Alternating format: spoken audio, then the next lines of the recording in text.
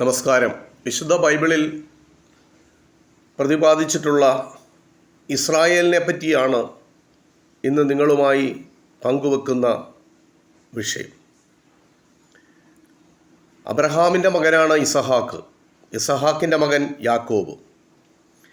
ആ യാക്കോബിനെ കൊല്ലുവാനാണ് സഹോദരനായ ഏശാവ് ഉദ്ദേശിക്കുന്നതെന്ന് അമ്മയായ റബേക്ക അറിഞ്ഞപ്പോൾ മെസോപ്പൊത്താമിയയിലുള്ള തൻ്റെ സഹോദരൻ്റെ വീട്ടിലേക്ക് ഓടിപ്പൊയ്ക്കൊള്ളുവാൻ റബേക്ക യാക്കോബിനോട് ഉപദേശിച്ചു. അവിടെ അവൻ സുരക്ഷിതനായിരിക്കുമെന്ന് റബേക്കായ്ക്ക് അറിയാമായിരുന്നു. അങ്ങനെ പോകുന്ന വഴിയിൽ സന്ധ്യയായപ്പോൾ എത്തിയ സ്ഥലത്ത് തന്നെ കിടന്നുറങ്ങുവാൻ യാക്കോബ് തീരുമാനിച്ചു. ഒരു കല്ലെടുത്ത് തലയണയായി വെച്ചാണ് യാക്കോബ് ഉറങ്ങിയത്. അപ്പോൾ അവനൊരു സ്വപ്നം കണ്ടു. ഭൂമിയിൽ നിന്നും സ്വർഗം വരെ എത്തുന്ന ഒരു ഗോവേണി. അതിലൂടെ മാലാഖമാർ കയറുകയും ഇറങ്ങുകയും ചെയ്യുന്നു. യഹോവ അവിടെ നിന്ന് ഇങ്ങനെ അരുളിച്ചെയ്തു: അബ്രഹാമിൻ്റെയും ഇസഹാക്കിൻ്റെയും ദൈവമായ യഹോവയാകുന്നു ഞാൻ. നീ കിടക്കുന്ന ഈ ദേശം ഞാൻ നിനക്കും നിൻ്റെ മക്കൾക്കുമായി നൽകും. നിൻ്റെ സന്താന പരമ്പര വർദ്ധിച്ചു വളരും. അവർ എല്ലായിടത്തും പരക്കും. അവരിലൂടെ ഞാൻ ലോകത്തെ മുഴുവൻ അനുഗ്രഹിക്കും. ഞാൻ നിൻ്റെ കൂടെ എപ്പോഴും ഉണ്ടായിരിക്കും. ഈ ദേശത്തേക്ക് ഞാൻ നിന്നെ മടക്കിക്കൊണ്ടുവരും.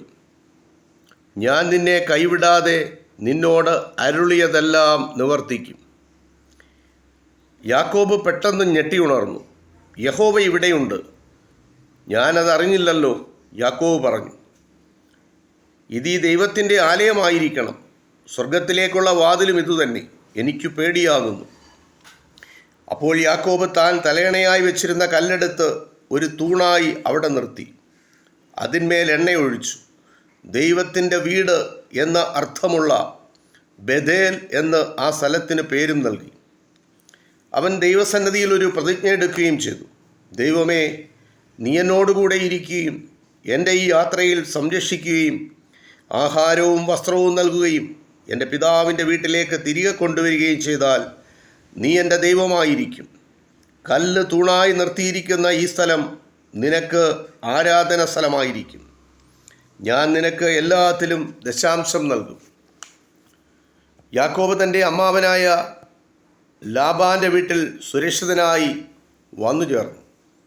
അവിടെ ലാബാൻ്റെ ആടുകളെ മേയ്ക്കുകയായിരുന്നു യാക്കോബിൻ്റെ തൊഴിൽ. ഇതിനിടെ ലാബാൻ്റെ മക്കളായ ലേയെയും റാഹേലിനെയും യാക്കോബ് വിവാഹം കഴിച്ചു. യാക്കോബിന് മക്കളുണ്ടാവുകയും ധാരാളം സമ്പത്ത് ലഭിക്കുകയും ചെയ്തു. അങ്ങനെയിരിക്കെ തൻ്റെ വീട്ടിലേക്ക് മടങ്ങിപ്പോകുവാൻ യാക്കോബ് തീരുമാനിച്ചു. അവർ യാത്ര ആരംഭിക്കുകയും ചെയ്തു. എന്നാൽ താൻ ചതിച്ച തൻ്റെ സഹോദരനെ നേരിടുവാൻ യാക്കോബിന് ഭയമായിരുന്നു. തൻ്റെ ദാസന്മാരെ ആടുമാടുകളുമൊത്ത് യാക്കോബ് ആദ്യം പറഞ്ഞു വിട്ടു. സഹോദരന് 500 മൃഗങ്ങളെ സമ്മാനിക്കുവാനായിരുന്നു യാക്കോബിൻ്റെ തീരുമാനം. ഈ വലിയ സമ്മാനത്തിൽ ഏശാവ് സന്തുഷ്ടനാകുമെന്ന് യാക്കോബ് കരുതി. കുടുംബാംഗങ്ങളെയും ആടുമാടുകളെയും നദി കടത്തി അക്കരെ വിട്ടതിനു ശേഷം യാക്കോബ് ഏകനായി അവിടെ നിന്നു. ആ രാത്രിയിൽ ഒരു പുരുഷൻ വന്ന് പ്രഭാതമെത്തും വരെ യാക്കോബിനോട് മല്ലുപിടിച്ചു. യാക്കോബിന് ഒരു വിധത്തിലും തോൽപ്പിക്കാനാവുന്നില്ല എന്ന് കണ്ടപ്പോൾ ആ പുരുഷൻ അവൻ്റെ തുടയെല്ലിൽ തട്ടി.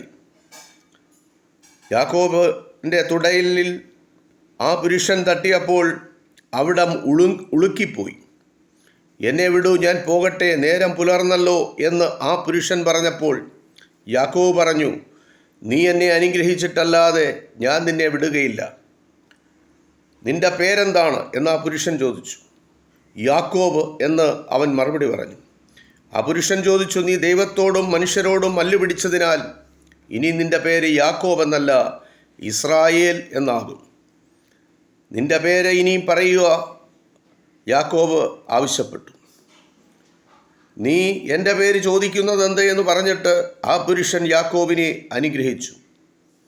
ഞാൻ ദൈവത്തെ മുഖാമുഖം കണ്ടിട്ടും മരിച്ചില്ലല്ലോ, യാക്കോബ് പറഞ്ഞു. അങ്ങനെ ആ സ്ഥലത്തിന് പെനീയേൽ എന്നു പേരിട്ടു. ദൈവത്തിൻ്റെ മുഖം എന്നാണ് പെനീയേൽ എന്ന വാക്കിൻ്റെ അർത്ഥം. യാക്കോബ് ദൈവത്തിൻ്റെ മുഖം നേരിട്ട് കണ്ട സ്ഥലമാണ് അത്. യാക്കോബ് അവിടെ നിന്ന് പോകുമ്പോൾ സൂര്യൻ ഉദിച്ചു കഴിഞ്ഞിരുന്നു. തുടയിലെ ഉളുക്ക് മൂലം അവൻ മുടന്തിയായിരുന്നു നടന്നത്. അന്നു തന്നെ സഹോദരന്മാർ ഇരുവരും കണ്ടുമുട്ടി. ഏശാവ് അവൻ്റെ അടുത്തേക്ക് ഓടിയെത്തിയപ്പോൾ തന്നെ യാക്കോബിൻ്റെ ഭയമെല്ലാം മാറിപ്പോയി. അവർ പരസ്പരം ആലിംഗനം ചെയ്ത് ചുംബിച്ചു. ഇരുവരും സന്തോഷം കൊണ്ട് കരഞ്ഞുപോയി. ഏറെ നേരം അവർ സംസാരിച്ചിരുന്നു. പിന്നെ ഏശാവ് ഏദോമിലേക്ക് മടങ്ങിപ്പോയി. യാക്കോബും അവൻ്റെ കൂടെയുള്ളവരും മെല്ലെയാണ് സഞ്ചരിച്ചത്. അവർ കനാൻ ദേശത്തിലെ ശേഖേം എന്ന പട്ടണത്തിലെത്തി. അങ്ങനെ യാക്കോബ് തൻ്റെ മാതൃരാജ്യത്ത് തിരിച്ചു വന്നു. ഇത് വിശുദ്ധ ബൈബിളിൽ പ്രതിപാദിച്ചിട്ടുള്ള യാക്കോബ് എന്ന ഇസ്രായേലിൻ്റെ ചരിത്രമാണ്. ഇത് ഇത്രമാത്രം. നന്ദി, നമസ്കാരം.